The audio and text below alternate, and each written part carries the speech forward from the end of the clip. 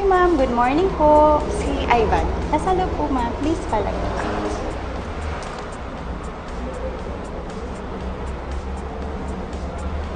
Pasok na po ako, ha? Sige po. Thank you po.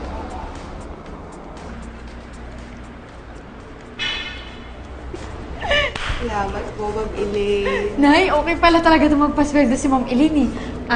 Ate, baka naman kailangan mo ng PA, alalay. Pwedeng-pwede ako. I'll think about it.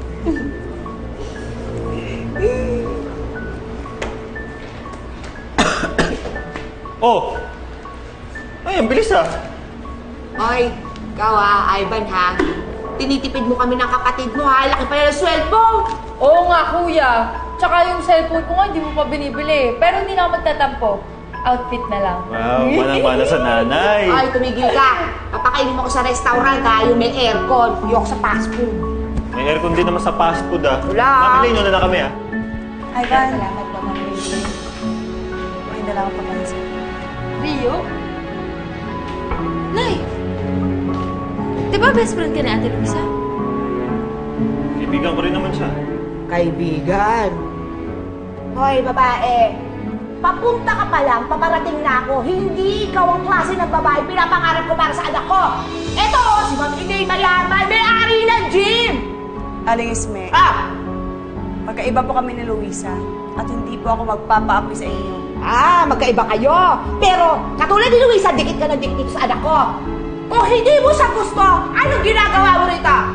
Nay, tama na! Ano? Sagutin mo ako! Ano? Hindi ka magpaawat. Sagutin mo ako! Sagutin mo ako! Anong ginagawa mo rito? Malandi ka? Lantod! Oo, diba? Kaya. Rio! Ay!